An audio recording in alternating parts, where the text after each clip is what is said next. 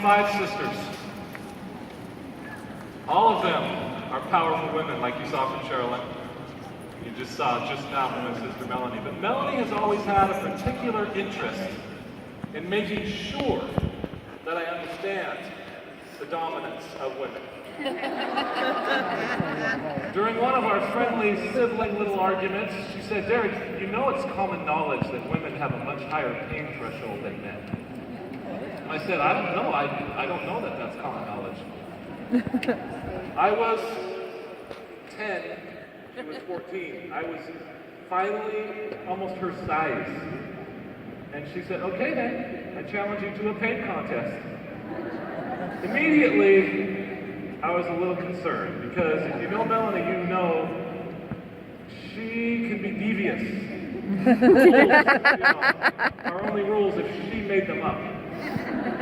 But I was caught up in the moment, in a macho moment, and I said, "Okay, yeah, so it's just pain, right? It's just pain." Yes, I was ready. So this is what we looked like at that time, right there.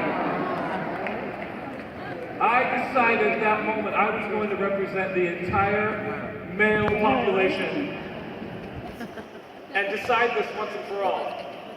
So of course, in typical Melanie fashion, she decided all the actual pain events.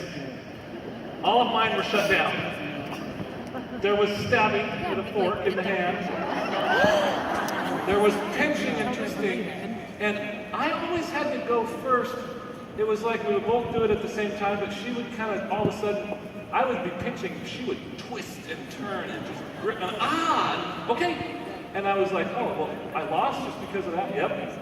And it was, I lost again and again, and finally it all ended up, we had a hot tub at this house, and she baked it up to like 108 degrees. And she said, "Derek, this will prove it for sure." She sat in there and just smiled at me. Just a wicked smile. And sure enough, I lasted about 3 seconds. I got to my waist and I was out of there, and I was in the snow in the backyard.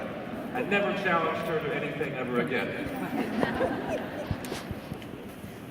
Wow, what a weekend this has been, right?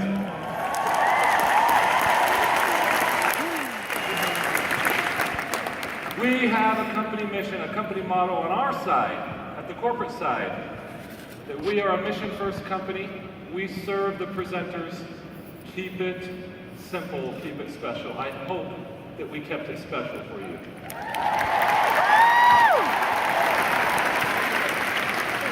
What did we do? I know you were here, but let's have a little recap, right? Thursday night, we had a party. And it was a party. The decibels reached 104 on the decibel meter, whatever that's called. The next day, we announced some products, and the decibels reached 105.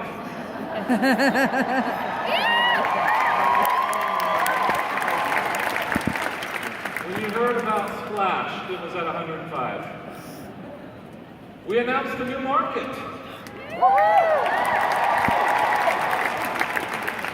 And we were inspired and uplifted and trained by so many of our incredible Black Status leaders. Thank you for that.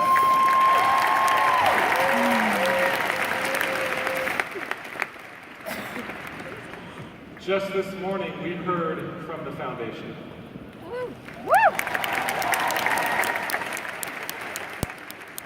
Who's that hottie in the gray pants? That's what I want to know.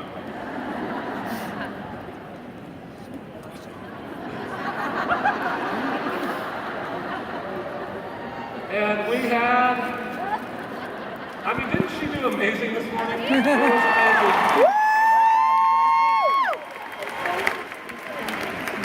And how about the anticipation that she built up? How long did it take for you to clue in who she was about to bring out on stage? I heard gasps. I heard, wait, and it was like, could this be what I said it was? We brought out Rachel Platten.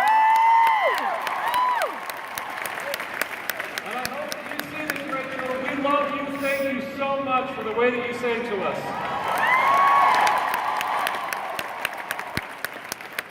And And I would regret it if I didn't give a shout out to the corporate staff that came. They came here with a mission to serve you. They've been here for much longer. And there they are.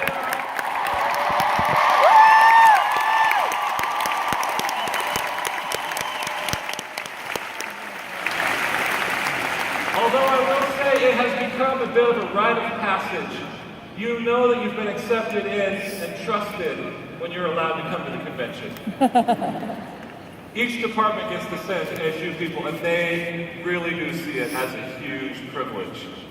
But this whole thing was put on by some incredible women, Tori and Shannon and the incredible team that they have. There they are right there.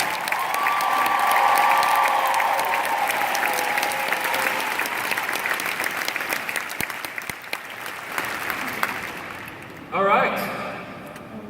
I had so much fun this year. If you could cheer one more time. How about we do it again next year?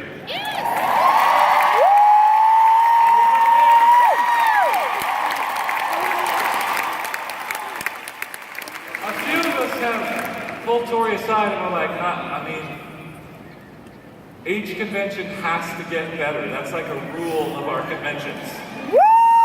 I don't know how we're going to do it, but we're going to make it even better next year, okay?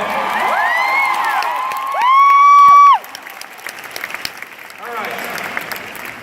I drove the teleprompter people crazy because I did not submit a script until this morning. It's partly because of my speech impediment. It's like once I start writing it down, then my brain has time to start thinking of all the words that I can stutter on. And, but I did get one submitted. And I'm going to go off script probably a lot because the only way that I know how to speak to you is from the heart. And so many of you came up to me during this weekend and gave me hugs and had tears in your eyes and said, thank you. Thank you for what this company has done to my life. But I want to thank you for what this company has done to my life. You have helped me see my entire family be blessed. You have given me a new family, and you have helped me fulfill a promise to a friend on his deathbed. This is what I meant when I was talking to him.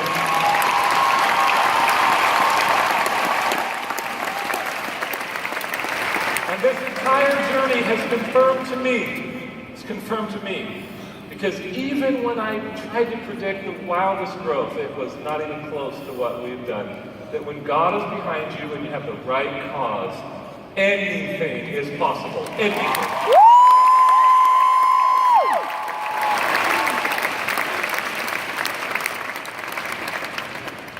But in the history of Unique, there is one minute, or one moment, that stands out to me personally. That was the highlight of all of it. I want to show you a 3-minute video, but I need to give you a backstory to it. This video is of my wife, Shalane, at a Unified. And when you watch it, I want you to apply it to your own life, because this, to me, is the perfect embodiment and example of our mission as a company in action. I didn't realize that the mission of Unique was going to hit so close to home. This is not a story that I've shared. In fact, I told her just a few days ago, and I didn't realize this, but I had never told her this. And in so many ways, it's difficult for me to share it because it's painful. But it also answers the question that I get so many times. Why would a guy like you be so passionate about this mission, about this company, and about trying to empower women? What caused it? What was the impetus? I've been impacted by incredible women my whole life, but this specific mission to uplift and empower and validate, I know the day that the seed was planted. In 2011, I was semi-retired, and we were trying to figure out what we wanted to do. We bought a motorhome. We were going to travel around. We were going to have fun. We went to Yellowstone in it. And quickly we realized that 2-year-olds and 4-year-olds don't do that perfect example of just sitting down and having lunch in the motorhome. It was hard. In fact, it was harder because they could run around. But we had some great trips. And after one of those trips, I was cleaning out the motorhome. And I found a notebook. A spiral-bound notebook. And I opened it, and I started reading. And it was Shalane's journal from that trip. If you know Shalane, like I do, you know she keeps journals. Her mom is back home, and I asked her to send me this picture. There it is. Those are just the journals that are off limits to me. Years 1992 to 1998. What was she doing during those years? I want to know why I can't read the contents of those 6 years. I think we all know. But this day, and so I knew certain things were off limits. And I found this journal, I started reading, and I thought, I wonder if I should be doing this. But I did it anyway. I couldn't help myself. Couldn't help myself. And what I read shook me to the very core. The woman that I loved with all my heart, that I loved more than I thought you could love another human being, did not love herself. She had a self-worth and a self-esteem that had been affected by many things, but it wasn't healthy. And my attempts to be a logical man and try to solve problems was just making it worse. And it broke my heart. We had money. We had success. We had the perfect family. But suddenly I felt hopeless. I felt afraid. And I was terrified. I didn't know how to help her. I didn't know. And that was the day that the seed of Unique was planted in my heart. Because I know that there's so many women who feel that way. Women have the natural tendency to be unselfish. And I think us men sort of have the opposite, right? We go get it. And at times we can forget that we need to be selfless and we need to care about others. But she always put others first. Fast forward. I'll spare all, there's some details, there's some things that happened. But when she became engaged with the cause of the Unique Foundation, I think you've seen the change that it's made in her, but I want you to hear it. I want you to watch this 3-minute video, and I want you to try to apply it to yourself, please. So if I can get through it, I want to share one more thought. And it's the message that I recently started giving when I go out to the retreats to share with the participants. And it's something that I learned about myself that I hope will be useful to you. See, here come the kids. I realized somewhat recently that I wasted the majority of my life living to not see my potential. And I think there are some valid reasons for it. One being that I never really thought that I had any potential. It never really occurred to me that I could become more than a country pumpkin, as Derek called it. He didn't know it was bumpkin, he thought it was country pumpkin.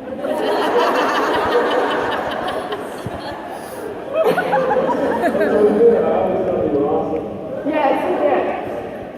But he got me the country pumpkin, and he's from Idaho, so hello. Like, their sound is different. Anyway, so I grew up in a small community. I didn't have the right last name. I don't have a college degree. And for so much of my life, I let those things define me and keep me small. And when I finally figured out, okay, these things are true about me, I call them my wrong truths. Because we all have things about ourselves that are true, but they're keeping us little. They're keeping us from becoming who we're intended to be because we're letting them. And when I recognized that I was listening to those wrong truths and started finding right truths about myself, like I have a really big heart, I have a willingness to serve others, and I have a deep desire to be a blessing to other people. That changed my life. It changed who I was and who I will become. And I hope that as you're processing what you've learned here this weekend, and in those moments that you have in quiet reflection to take a really good look at your life and your circumstances and yourself, if you're doing soul searching, that you will identify the wrong truth that you're listening to, and you will let it be what it is, and you will seek out the right truth about yourself, and you will let it empower you to become who you are intended to become, so that you can be all that you're supposed to be. And that's my message.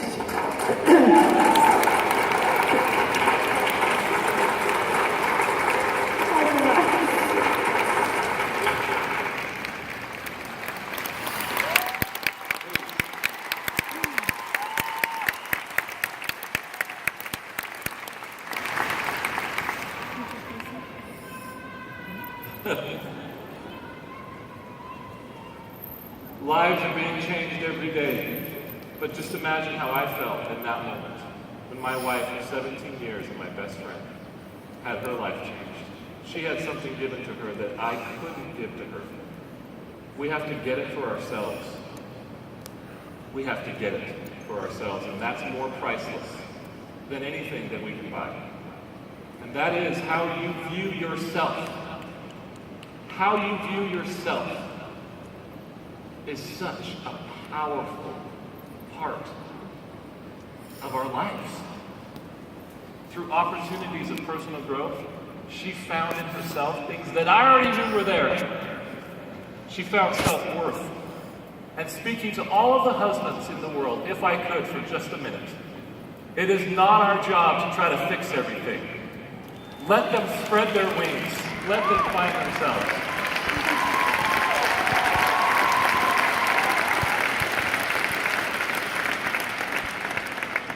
I want to move on to somebody else who's had a very big impact in my life this past year.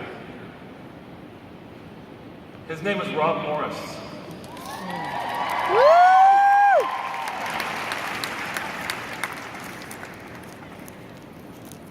He's about as far from a woman as you can get. Check out that. Oh gosh. Oh my gosh. And when I found out how he struggled with some self-esteem issues, I would joke with him, I would say, anybody with veins like that is not allowed to feel sorry for themselves at all. Because look at those. We're the same age. We grew up in the same hometown. I knew all about him. He didn't know me. This is him in high school. I show this picture for two reasons. One, look at that hair. And if you've seen him now, he doesn't have that. And the other reason is that school that he blanked, that was my high school. He was a freakish athlete, a charismatic guy, a popular guy. He was the kind of football player that made all the guys at my high school kind of question if football was really their thing anymore. He went on to the same college as I did. He played for BYU, where he became a national phenomenon. He really did. If you followed football back in the late 90s, you knew about the freight train. They created a marketing campaign around the freight train. He loves that, by the way. You can talk to him about it. He hates being called the freight train. He went on to be a first-round draft pick for the Indianapolis Colts.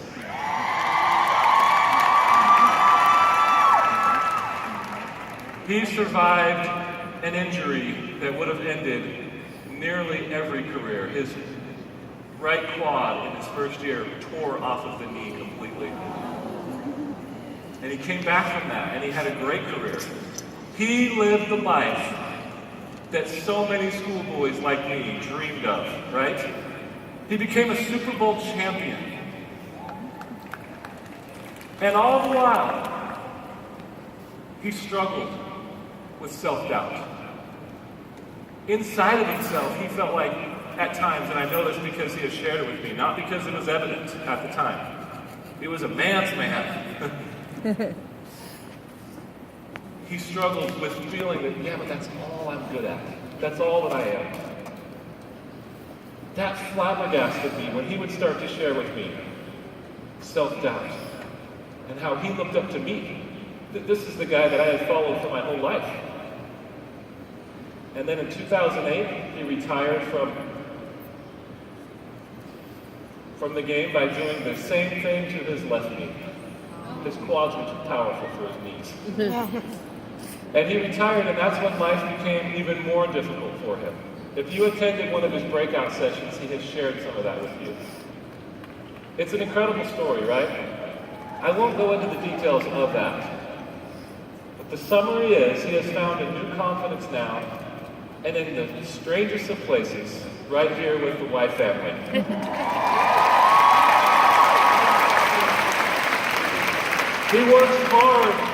He works hard for an annual salary that's less than one game check. Why do I tell Rob's story? Because look at him.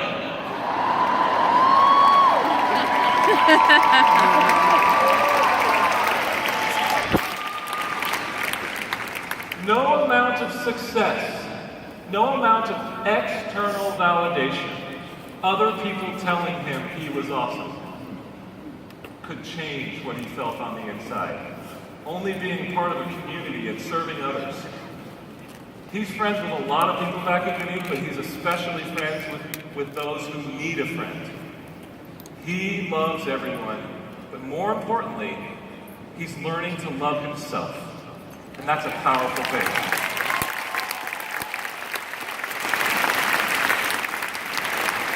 So, something that you see in common with them both.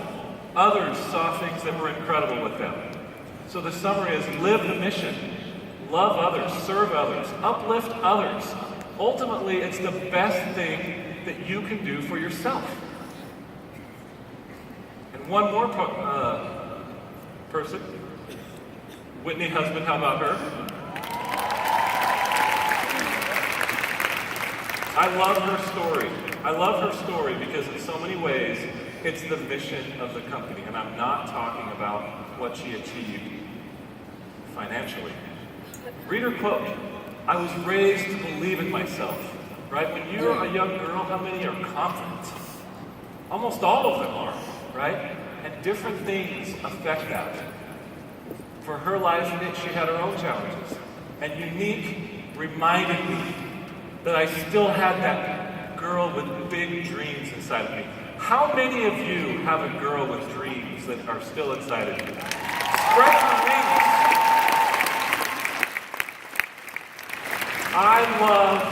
So now I'm going back to where I started. I love to hear that the company has changed your life. I used to just try to say, no. Because people try to attribute it to me. I know what you mean is, the White family, this mission, this company has changed your life. And that's awesome. We are a community. And whether it be a lawyer who can go back home with her daughter, or a brand new presenter who hasn't seen any financial success yet, but she has confidence to post a selfie of herself online. Both are just as powerful.